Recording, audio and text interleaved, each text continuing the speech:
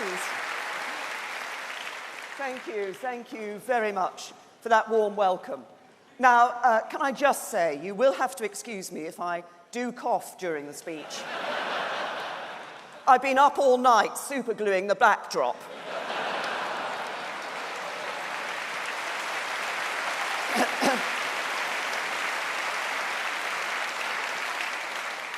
Mind you, I suppose if anything happens, I could just ask to borrow the voice of Geoffrey Cox. Wasn't that fantastic?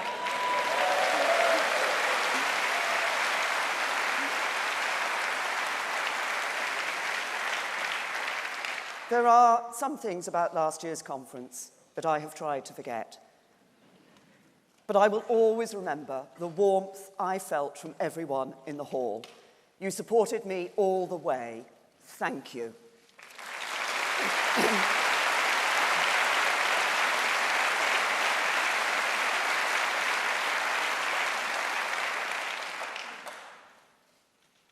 This year marks a century since the end of the First World War. Just a few hundred yards from this conference centre stands a hall of memory, built to honour the sacrifice of men and women from this city in that terrible conflict. Inscribed within it are some familiar words. At the going down of the sun and in the morning, we will remember them. We do remember them. We remember the young men who left their homes to fight and die in the mud and horror of the trenches. We remember the sailors who shoveled coal into hellfire furnaces in the bowels of battleships. We remember the selflessness of a remarkable generation whose legacy is the freedom we enjoy today.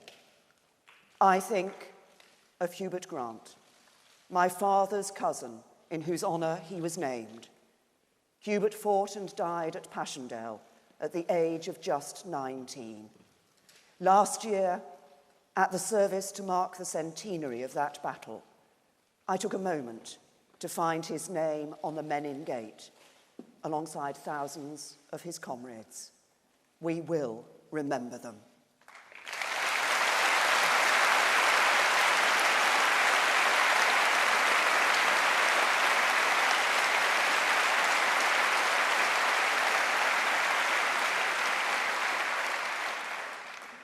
But the builders of that Hall of Memory also wanted us to do something else. Alongside a commitment to remember, they inscribed a command that still calls to us today. See to it that they shall not have suffered and died in vain. Those words express a determination that transformed our country. A determination that the men who returned from the quagmires of Passchendaele to their families here in Birmingham and across the land should have homes fit for heroes. That the women who made munitions, kept the buses and trains running, served as firefighters and police officers, should have a voice in our democracy. That a country which stood together in solidarity, with people of every class sharing the danger, should become a fairer place. A generation later, another victory built on shared sacrifice renewed that determination. Twice in a century, Britain came together to beat the odds and build a better future. A stronger democracy in the Mother of Parliaments, where every person, no matter their gender, no matter their class, has an equal voice. A fairer economy in the home of the free market, where enterprise creates wealth to fund great public services. A more secure future in the post-war world, where former enemies become friends, and the transatlantic alliance makes our world a safer place. We must recapture that spirit of common purpose, because the lesson of that remarkable generation is clear. If we come together, there is no limit to what we can achieve. Our future is in our hands.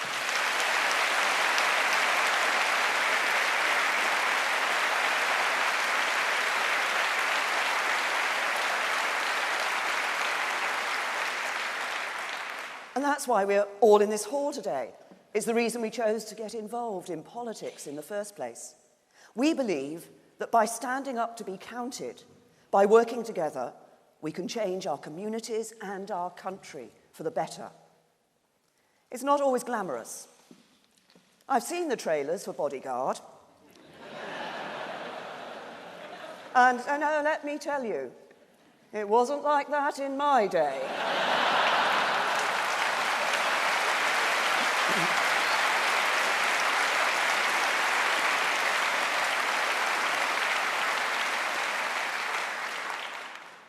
But real politics involves a lot of hard graft, knocking on doors in all weathers, delivering bundles of leaflets. We do it because we believe in its potential to transform lives. We understood when we got involved that sometimes it's adversarial. But in the last few years, something's changed for the worse. I feel it, and I'm sure you do too. Rigorous debate between political opponents is becoming more like a confrontation between enemies. People who put themselves forward to serve are becoming targets. Not just them, their families as well. We all saw the sickening pictures of a far-left extremist shouting abuse at Jacob Rees-Mogg's children. And it's not only Conservatives who are facing abuse. The first black woman ever to be elected to the House of Commons receives more racist and misogynist messages today than when she first stood over 30 years ago. You don't have to agree with a word Diane Abbott says to believe passionately in her right to say it, free from threats and abuse.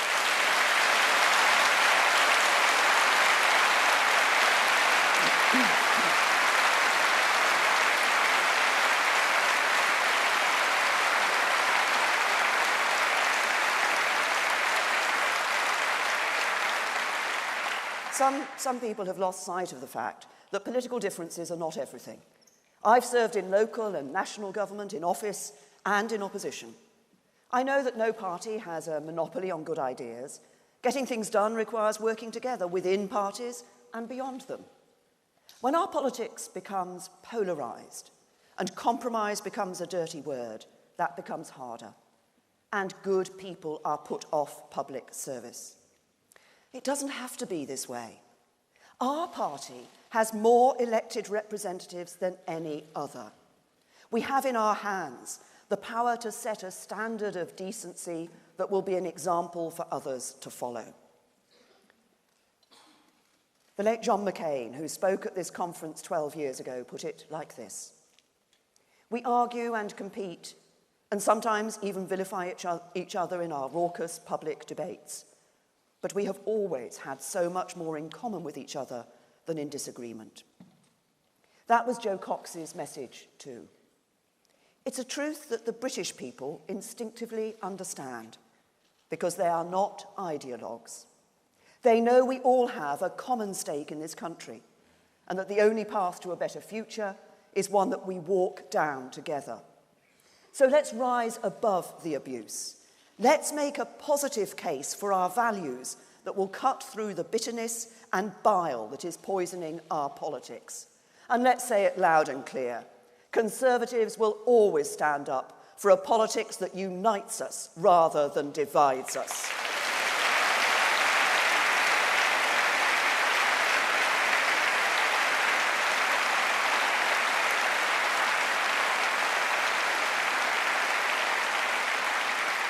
Now, that used to be Labour's position too. But when I look at its leadership today, I worry it's no longer the case. We all remember what the Labour Party used to be. We passionately disagreed with many of their policies. Every Labour government left unemployment higher than they found it. Every Labour government ran out of other people's money to spend. Every Labour government left the economy in a mess. But at least they had some basic qualities that everyone could respect. They were proud of our institutions. They were proud of our armed forces. They were proud of Britain. Today, when I look across at the opposition benches, I can still see that Labour Party, the heirs of Hugh Gaitskell and Barbara Castle, Dennis Healey and John Smith, but not on the front bench.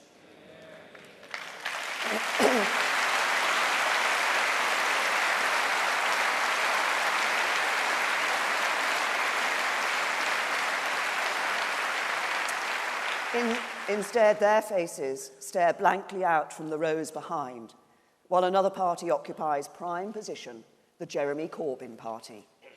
The Jeremy Corbyn party rejects the common values that once bridged our political divide. Just compare Jeremy Corbyn's behaviour to that of his predecessors. Would Neil Kinnock, who stood up to the hard left, have stood by while his own MPs faced deselection and needed police protection at their party conference? Would Jim Callaghan, who served in the Royal Navy, have asked the Russian government to confirm the findings of our own intelligence agencies? Would Clement Attlee, Churchill's trusted deputy during the Second World War, have told British Jews they didn't know the meaning of anti-Semitism? What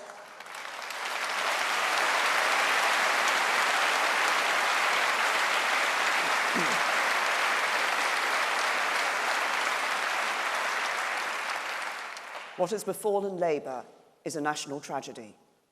What has it come to when Jewish families today seriously discuss where they should go if Jeremy Corbyn becomes Prime Minister?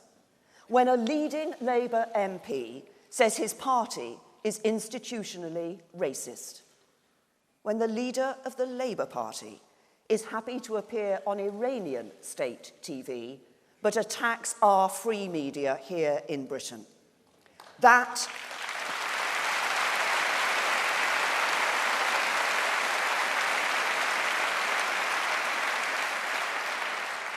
is what Jeremy Corbyn has done to the Labour Party.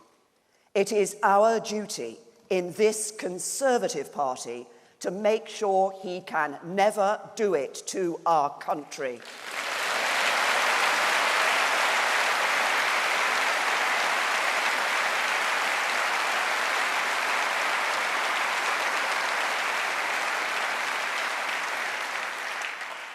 To do that, we need to be a party for the whole country.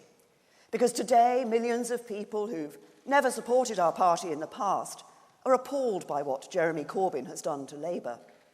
They want to support a party that is decent, moderate and patriotic, one that puts the national interest first, delivers on the issues they care about, and is comfortable with modern Britain in all its diversity. And we must show everyone in this country that we are that party. A party that conserves the best of our inheritance, but is not afraid of change. A party of patriotism, but not nationalism. A party that believes in business, but is not afraid to hold businesses to account. A party that believes in the good that government can do, but knows government will never have all the answers. A party that believes your success in life should not be defined by who you love, your faith, the colour of your skin, who your parents were, or where you were raised, but by your talent and your hard work. Above all,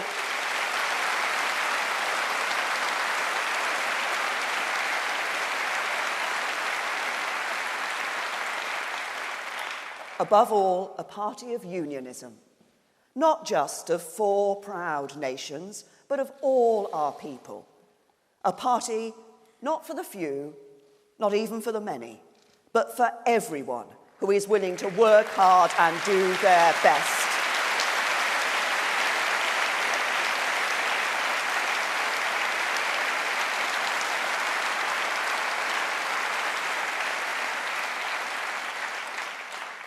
And we must be a party that is not enthralled to ideology, but motivated instead by enduring principles. For me, they can be summed up in 3 words: security, freedom, opportunity. Security for the nation, with strong defences against threats from abroad and protection against threats at home. Security for communities, upheld by the brave men and women of our police forces. Security for individuals and families, provided by a good job, a home of your own, and dignity in old age. And security is the bedrock of freedom. Freedom of thought, freedom of expression, freedom of action. The freedom to make decisions for yourself rather than have them made for you by government. The freedom that our grandparents and great-grandparents fought for against tyranny. The freedom that swept across Eastern Europe when the Soviet Union collapsed and nations were reborn in sovereignty and independence. The freedom that is still denied to many in our world today. But with freedom should always come responsibility. To obey the law even when you disagree with it. To conserve our environment for the next generation. And most especially for those in public life. The responsibility to weigh the impact our words and actions have on other people. And if we are secure and we are free, then opportunity is opened up. The opportunity to take your future in your hands, to dream and strive and achieve a better life. To know that if your dad arrived on a plane from Pakistan, you can become Home Secretary.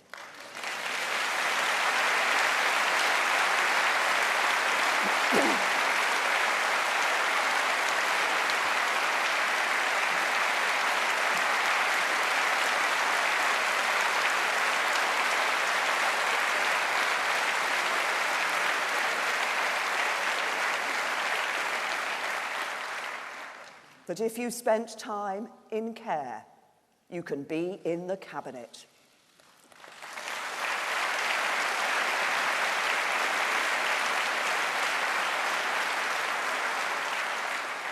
That if your grandparents came to our shores as part of the Windrush generation, you could be the next mayor of London.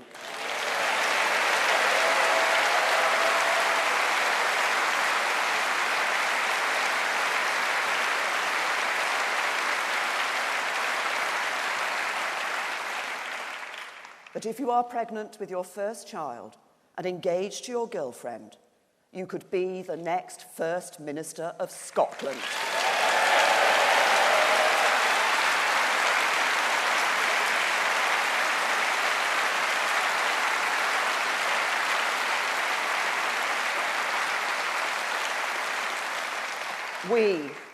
We, the Conservative Party, are the party of opportunity.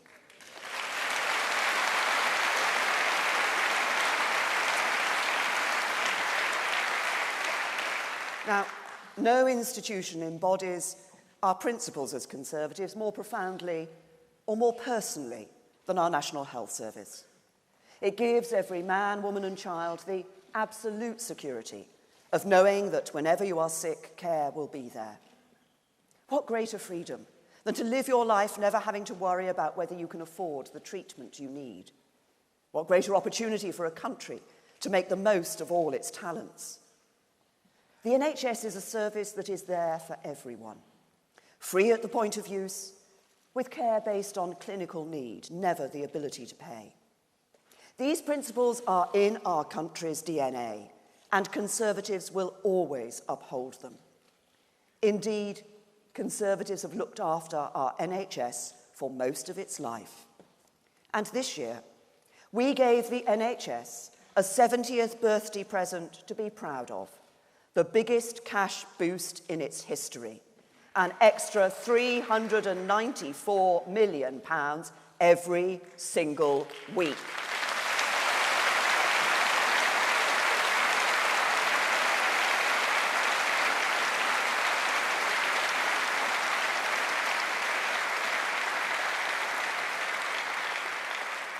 And in return, the NHS will produce a new long-term plan to make sure every penny makes a difference on the front line.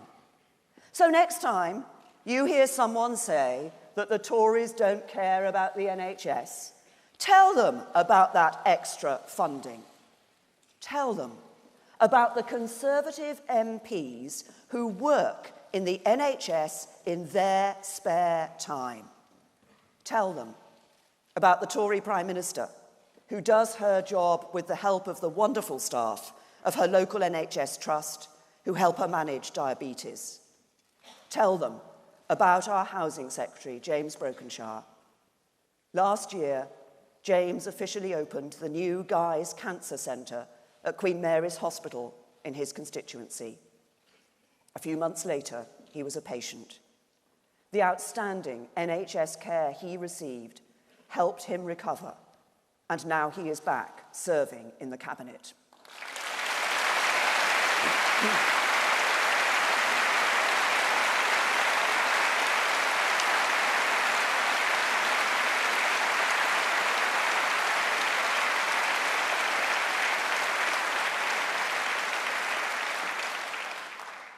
Cancer can strike any of us at any time.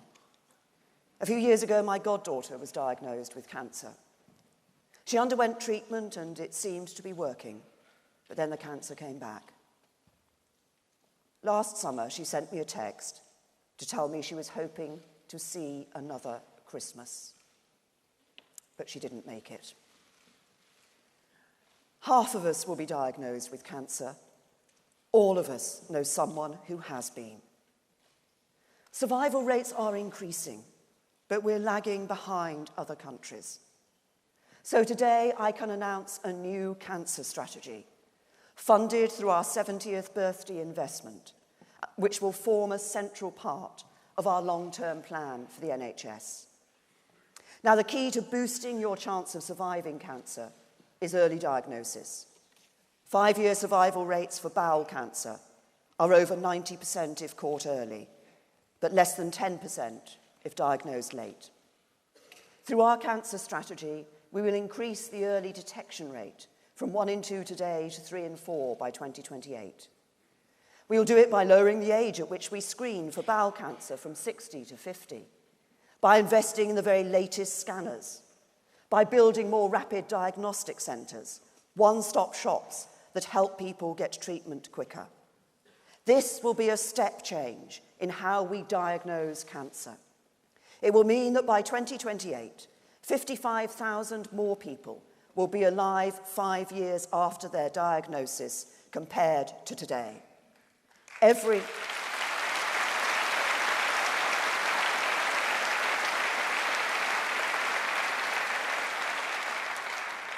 life saved means precious extra years with friends and family. Every life saved means a parent, a partner, a child, a godmother spared the pain of losing a loved one before their time. Our NHS saves countless lives every day. One of my most important responsibilities as Prime Minister is to secure it for the future. And that's what this job is all about, taking the big decisions and doing so in the national interest. That is never more true than when our national security is threatened. Those are the times when I feel most keenly the responsibilities of my office. When I have to ask our brave servicemen and women to put themselves in harm's way, to protect our citizens, to support our allies as we would expect them to support us, to uphold the international rules on which our security depends. Like when the Syrian regime attacked Douma with chemical weapons, killing innocent men, women, and children. We joined with our friends to send a message that the use of chemical weapons will never be tolerated. I took the decision to send RAF jets to strike against Assad's chemical weapons facilities. As Prime Minister, I had to make the call and then be held to account for it. The same was true when Russia launched a chemical attack on the streets of the United Kingdom.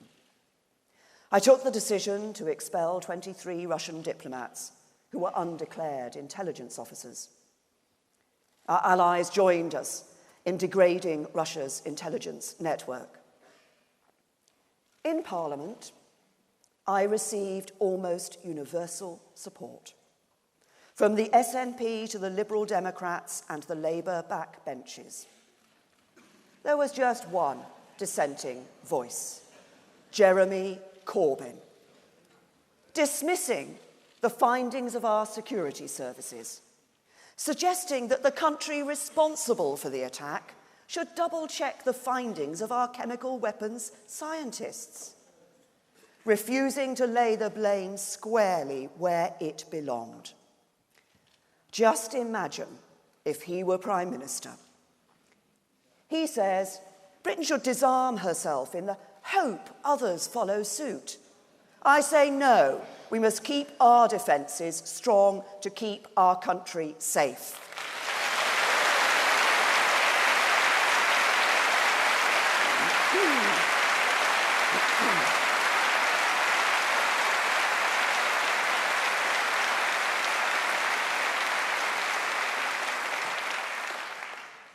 He says a strong NATO simply provokes Russia. I say no, it is the guarantor of our freedom and security. He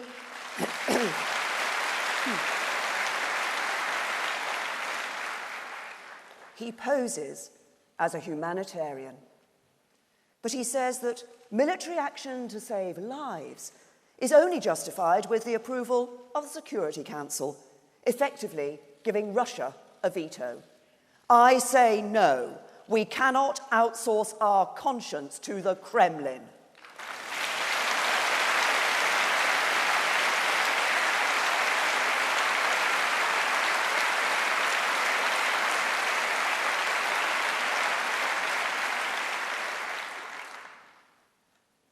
Leadership is doing what you believe to be right and having the courage and determination to see it through. And that is the approach I have taken on Brexit. We've had disagreements in this party about Britain's membership of the EU for a long time, so it's no surprise that we've had a range of different views expressed this week. But my job as Prime Minister is to do what I believe to be in the national interest. And that means two things. First, honouring the result of the referendum. MPs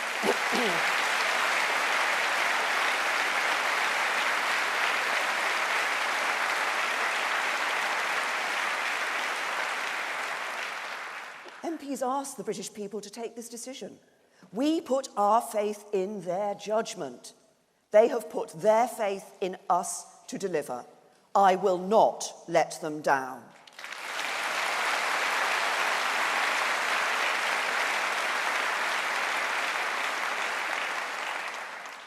And secondly, to seek a good trading and security relationship with our neighbours after we have left. They are our close friends and allies, and we should ensure it stays that way. That's what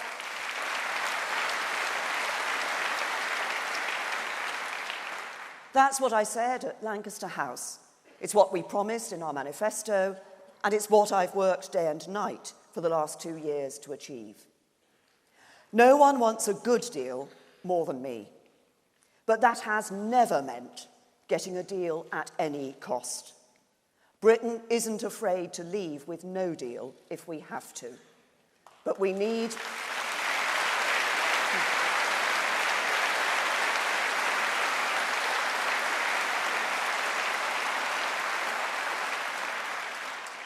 to be honest about it.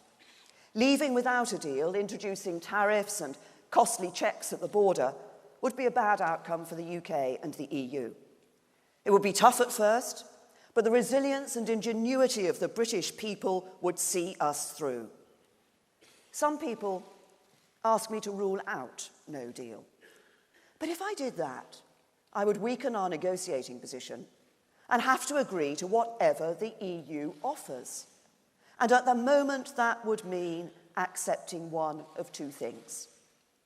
Either a deal that keeps us in the EU in all but name, keeps free movement, keeps vast annual payments, and stops us signing trade deals with other countries, or a deal that carves off Northern Ireland, a part of this country, effectively leaving it in the EU's customs union.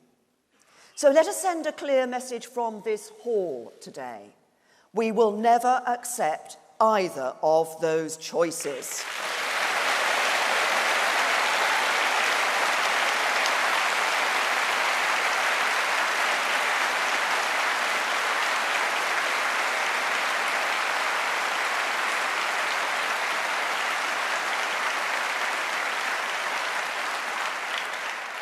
We will not betray the result of the referendum, and we will never break up our country.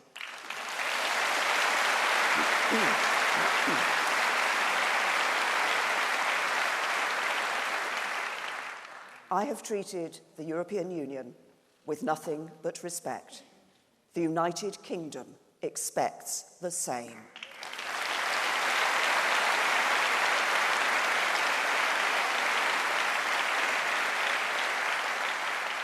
Now, in a negotiation, if you can't accept what the other side proposes, you present an alternative. And this is what we have done. Our proposal is for a free trade deal that provides for frictionless trade in goods. It would protect hundreds of thousands of jobs in the just-in-time supply chains our manufacturing firms rely on. Businesses wouldn't face costly checks when they export to the EU, so they can invest with confidence. And it would protect our precious union, the seamless border in Northern Ireland, a bedrock of peace and stability, would see no change whatsoever. No simple free trade agreement could achieve that, not even one that makes use of the very latest technology. Our proposal would be good for our rural communities, getting us out of the common agricultural policy. It will be good for our coastal communities. We will be out of the common fisheries policy, an independent coastal state once again. And with the UK's biggest fishing fleets based in Scotland, let me say this to Nicola Sturgeon. You claim to stand up for Scotland, but you want to lock Scottish fishermen into the common fisheries policy forever. That's not stronger for Scotland, it's a betrayal of Scotland.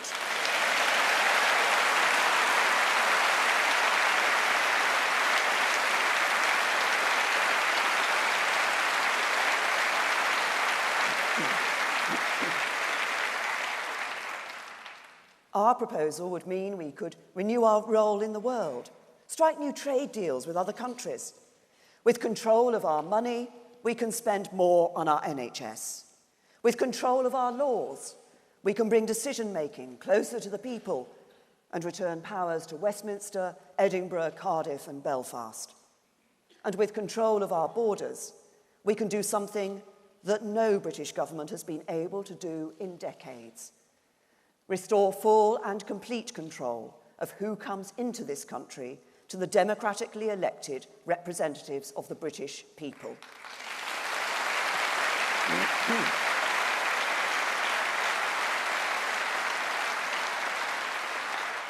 And this is what we will do with the immigration powers we take back. The free movement of people will end once and for all. In its place, we will introduce a new system. It will be based on what skills you have to offer, not which country you come from.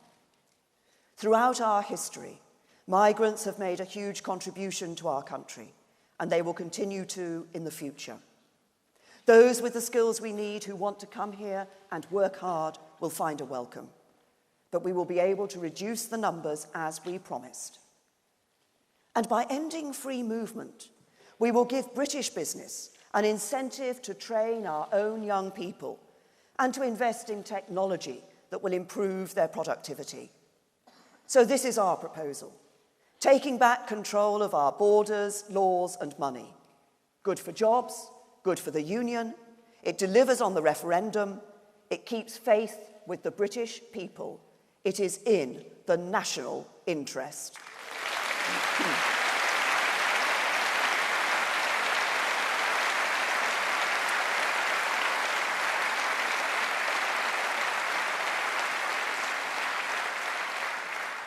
Even if we don't all agree on every part of this proposal, we need to come together, because it's time we faced up to what is at risk. We have a Labour Party that, if they were in government, would accept any deal the EU chose to offer, regardless of how bad it was for the UK. But who also say they'll oppose any deal I choose to bring back, regardless of how good it is for the UK. They're not acting in the national interest, but their own political interest. And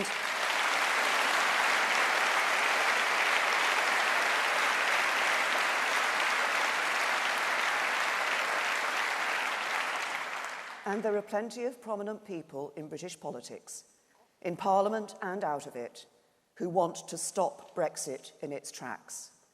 Their latest plan is to hold a second referendum. They call it a people's vote. But we had the people's vote, and the people chose to leave.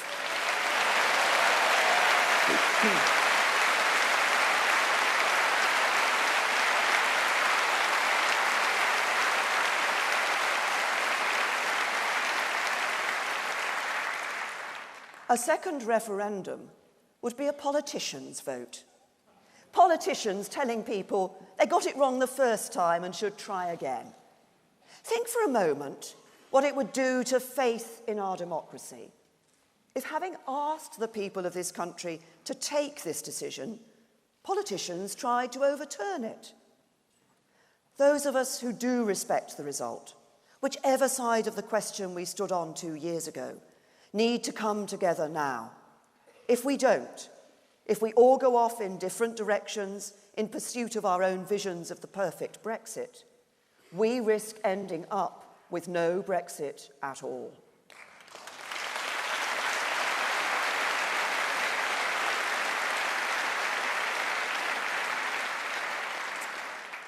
And there's another reason why we need to come together. We are entering the toughest phase of the negotiations.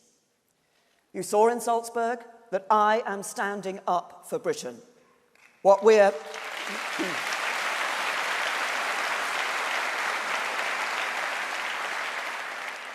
proposing is very challenging for the EU. But if we stick together and hold our nerve, I know we can get a deal that delivers for Britain.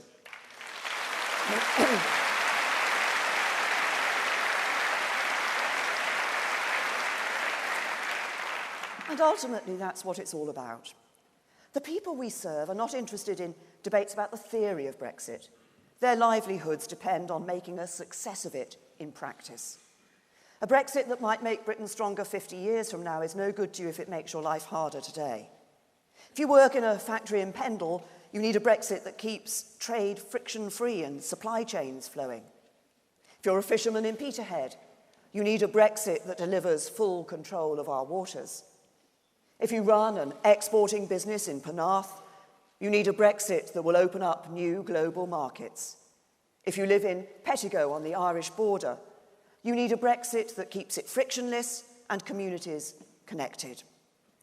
These things matter to you, so they matter to me.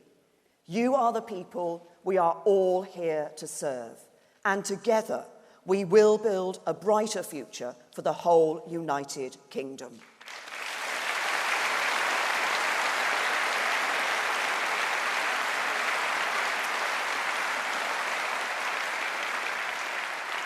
I passionately believe that our best days lie ahead of us and that our future is full of promise. We have fundamental strengths as a country. English is the global language. We can trade with Shanghai over morning coffee and San Francisco at tea time. Our courts are incorruptible. Our universities world-leading. Our soft power unrivaled. A driving force in the Commonwealth, a permanent member of the UN Security Council. And soon we will retake our own seat at the World Trade Organization. Britain will be a champion.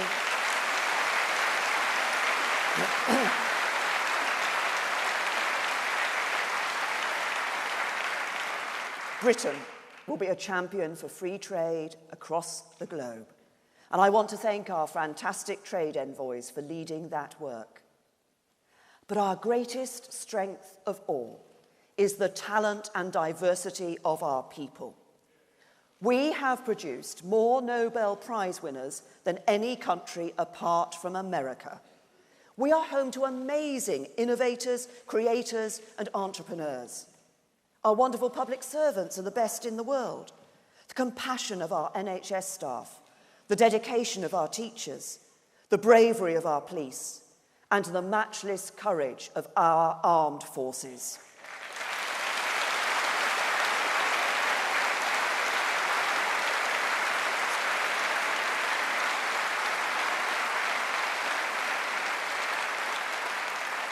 Don't let anyone tell you we don't have what it takes. We have everything we need to succeed. And in 2022, we'll put the best of British creativity and innovation, culture and heritage on show in a year-long festival of Great Britain and Northern Ireland.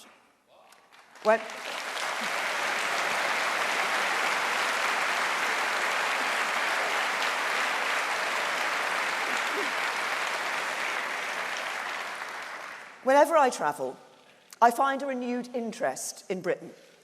Let me give you one example. Last month, I became the first British Prime Minister to visit Kenya for 30 years.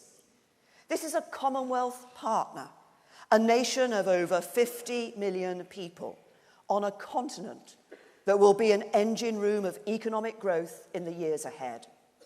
Their message to me was clear. Our businesses want to trade with you. Our young people want to study with you. Our scientists and artists want to collaborate with you. Yet I was the first Prime Minister to visit since Margaret Thatcher. There's a whole world out there. Let's lift our horizons to meet it.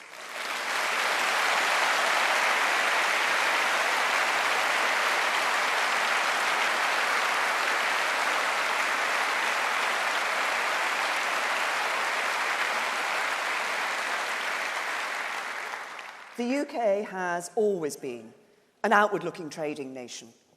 And as Conservatives, we believe in the power of a well-regulated free market, the greatest agent of collective human progress ever devised. In the last 30 years, extreme poverty has been cut in half.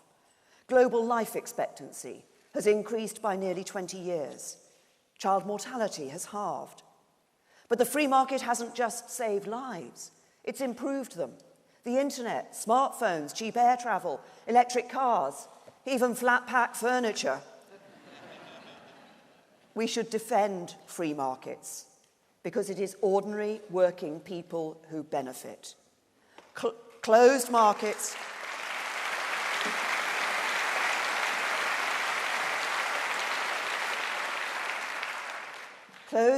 and command economies were not overthrown by powerful elites, but by ordinary people, by the shipyard workers of Gdansk, who led the resistance in Poland, by people of all backgrounds who took part in the Velvet Revolution in Czechoslovakia, by the people of East Berlin, who tore down that wall.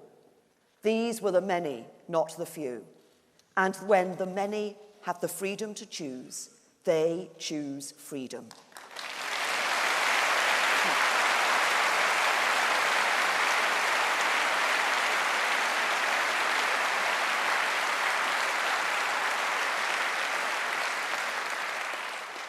I saw it last month in South Africa. I was speaking to some inspiring young people full of fire and hope for their futures. Some told me they wanted to be doctors, others lawyers. Some might even have been inspired to become professional dancers. Maybe not.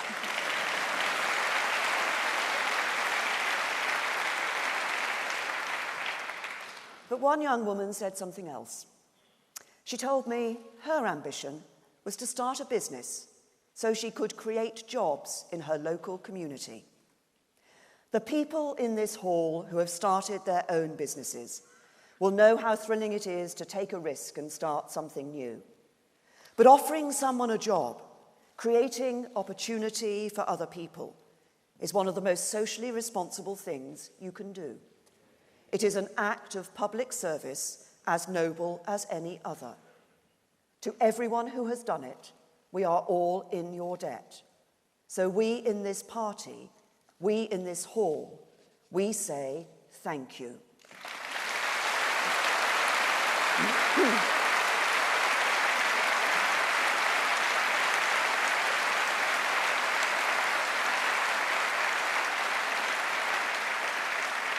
And to all businesses, large and small, you may have heard that there's a 4-letter word to describe what we Conservatives want to do to you. It has a single syllable. It is of Anglo-Saxon derivation. It ends in the letter K. Back businesses.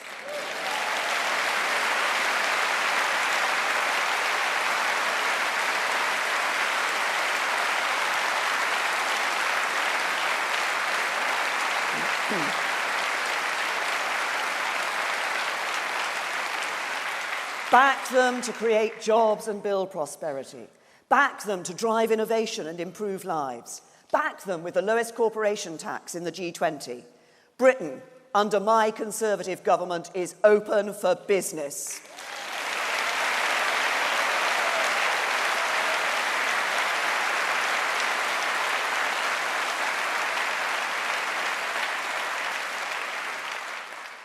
We support free markets because we know their strengths, but we also know their limits.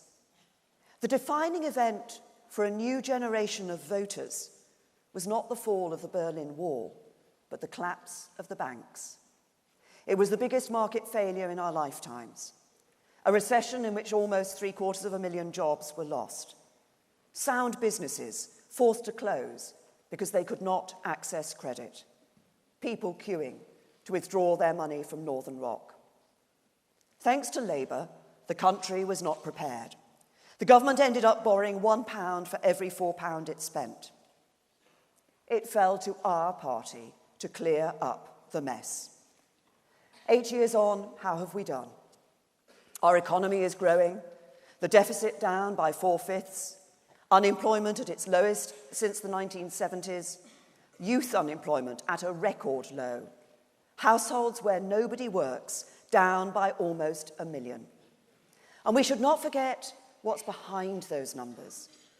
The parent who swaps a benefit check for a regular wage. The youngster leaving school and never having to sign on. The children growing up with an example of hard work. Hope and dignity for millions of people in our country. We should be proud of our record.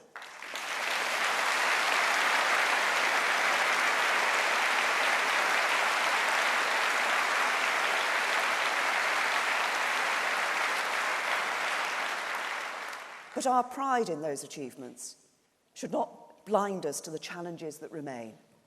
The after effects of the crash are still being felt in 4 important ways. Some markets are still not working in the interests of ordinary people. Employment is up, but too many people haven't had a decent pay rise. The deficit is down, but achieving that has been painful. And our economy is growing, but some communities have been left behind. And that's why some people still feel that our economy isn't working for them. And our mission as Conservatives must be to show them that we can build an economy that does. Now, in Liverpool last week, all Labour offered were bogus solutions that would make things worse. Ideas that might seem attractive at first glance, but which would hurt the very people they claim to help. Now, their flagship announcement was a case in point. It would mean the government effectively confiscating 1/10 of every company with more than 250 employees.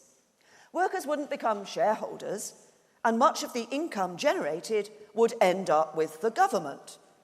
They dress it up as employee ownership, but it's a giant stealth tax on enterprise.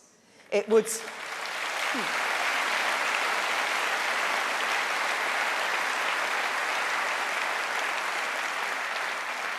It would slash the share prices of British businesses, hitting anyone with a private pension. It would make the UK an unattractive place to invest, driving away business, destroying jobs. The same is true of their nationalisation policy. They want our railways and utilities to be owned entirely by the government. But when you nationalise something, people pay for it twice. Once when they use the service, and again every month through their taxes. Investment in them goes down because when governments are setting budgets, they'll always choose schools and hospitals over reservoirs and railways, so people get a worse service. Even some in the Labour Party admit their programme of nationalisation and their endless expensive promises would cost £1 trillion. That's right, £1,000 billion, the cost of Labour. And that's not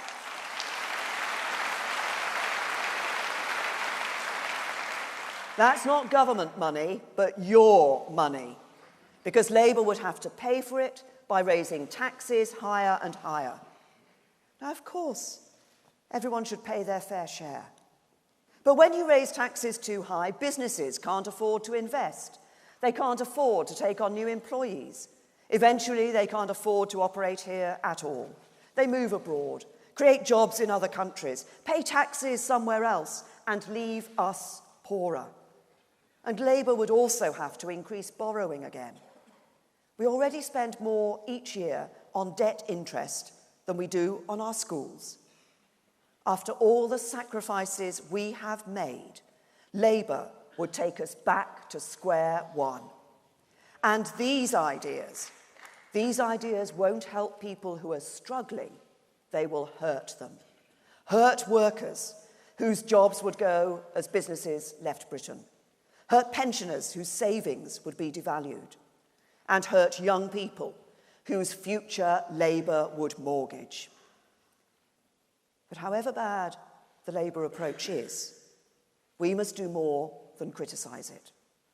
We need to show what this Conservative government is doing to address people's concerns. First, we need to make markets work in the interests of ordinary people again. That's why we toughened up our corporate governance rules. We're giving workers a stronger voice in the boardroom. We've changed the rules on bonuses, so bosses are rewarded for long-term performance, not short-term profit. It's why we're, with the gig economy changing how people work, we're changing our employment rules, so new technology can't undermine workers' rights. It's why we introduced the energy price cap, announced at last year's conference and in place for this winter.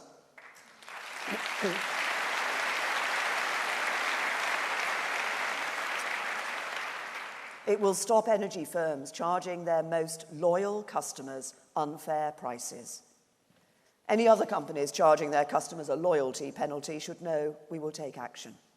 Because we put the interest of consumers first, we've also announced a fundamental review into our railways. Since privatisation, investment in the network has gone up, safety has improved, and more people are travelling by rail than ever before. But on some routes, the service has not been good enough. We will fix that. And while we do so, we'll bring in a new system of auto compensation, so that when your train is late, you won't have to waste more time getting your money back. Last year, I made it my personal mission to fix another broken market, housing. We cannot make the case for capitalism if ordinary working people have no chance of owning capital. To put the dream of home ownership back within their reach, we scrapped stamp duty for most first-time buyers. And over 120,000 households have already benefited. We've helped 500,000 people onto the housing ladder through other schemes like Help to Buy. And this week, we've announced that we will charge a higher rate of stamp duty on those buying homes who do not live and pay taxes in the UK to help level the playing field for British buyers. And the money raised will go towards tackling the scourge of rough sleeping.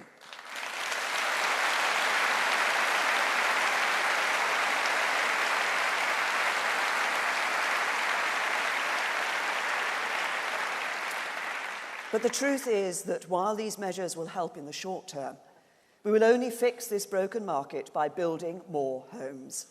And that's what we're doing. More new homes were added to our stock last year than in all but one of the last 30 years. But we need to do better still. The last time Britain was building enough homes half a century ago, local councils made a big contribution. Now, we've opened up the £9 billion affordable housing programme to councils to get them building again. And at last year's conference, I announced an additional £2 billion for affordable housing. But something is still holding many of them back. There's a government cap on how much they can borrow against their housing revenue account assets to fund new developments. Solving the housing crisis is the biggest domestic policy challenge of our generation. It doesn't make sense to stop councils from playing their part in solving it. So today I can announce that we are scrapping that cap. We will get you...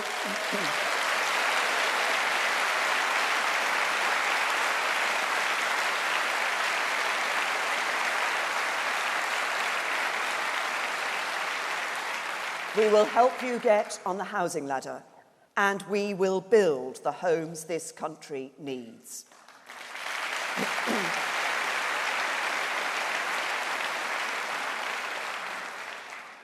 Our next challenge is to help working people with the cost of living.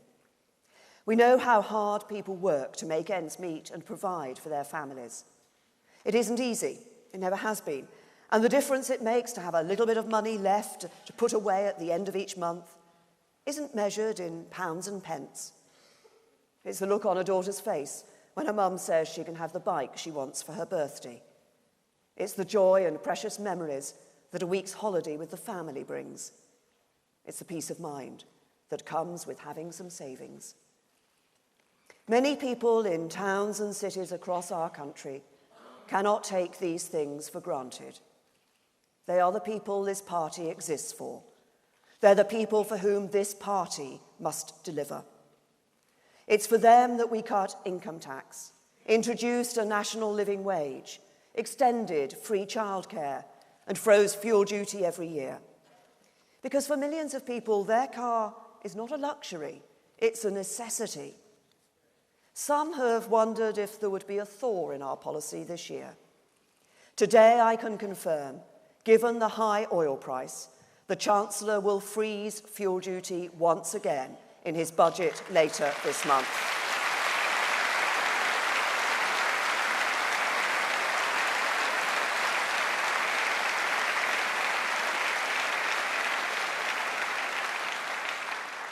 Money in the pockets of hard-working people, a Conservative government that is on their side. Now, third, after a decade of austerity, people need to know that their hard work has paid off. Because of that hard work and the decisions taken by the Chancellor, our national debt is starting to fall for the first time in a generation. This is a historic achievement.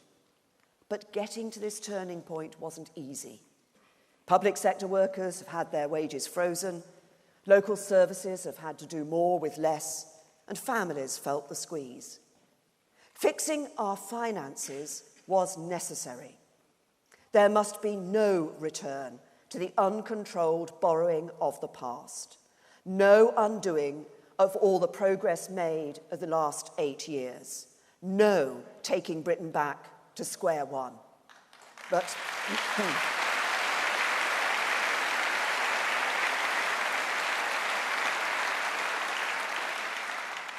the British people need to know that the end is in sight.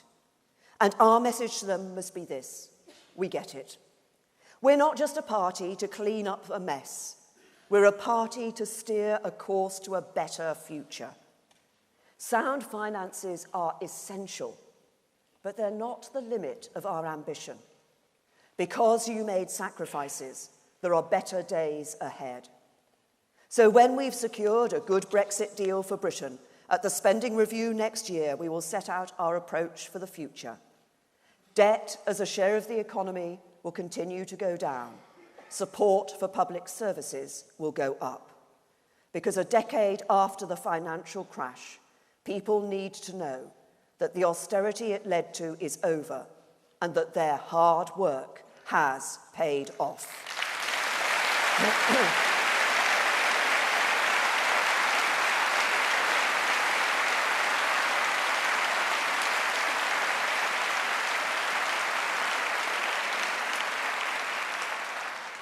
The final challenge is about the future we want for our economy. We stand on the threshold of technological changes that will transform how we live and work, travel and communicate. This has the potential to improve the lives of everyone in society, but only if we take the right decisions now. At times of change in the past, the benefits have not been evenly spread. Some communities have been left behind. This time it must be different. because we're all worse off when any part of us is held back. That means doing things differently.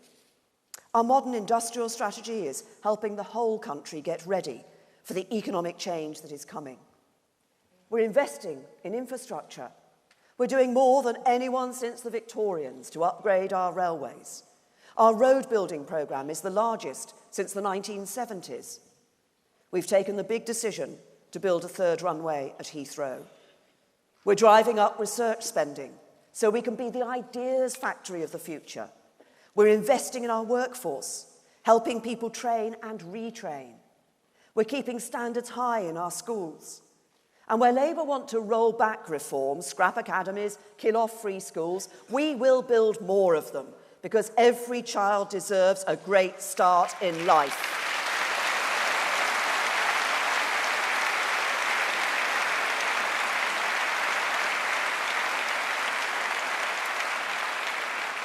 Every child in every town and city across the whole country.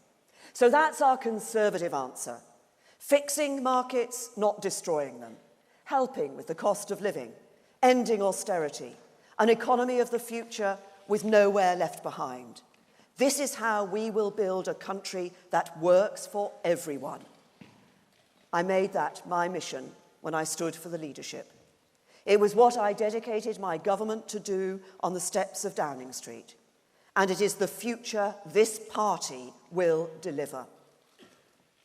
Everyone in this hall has the power to shape that future. This is a moment of opportunity for our party to champion decency in our politics, to be the moderate, patriotic government this country needs, to be a party not for the few, not even for the many, but for everyone who works hard and plays by the rules. And it's a moment of opportunity for our country to honour the result of the referendum, to come together to make a success of the decision we took, to build the homes we need, to get the next generation on the housing ladder, to help people who are struggling to make ends meet, to invest in our vital public services, to renew our precious National Health Service, to lead the world in the technologies of the future, to ensure every family and every community shares the success, to tackle the burning injustices that hold people back. We stand at a pivotal moment in our history. It falls to our party to lead our country through it. When we come together, there is no limit to what we can achieve. Ours is a great country. Our future is in our hands. Together, let's seize it. Together, let's build a better Britain.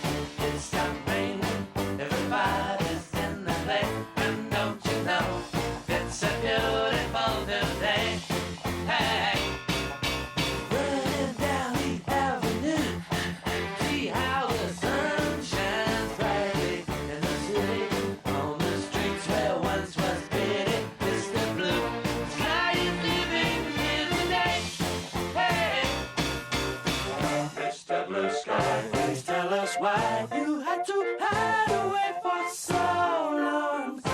Where did we go wrong? Mr. Blue Sky, please tell us why you had to hide away for so long. Where did we go wrong?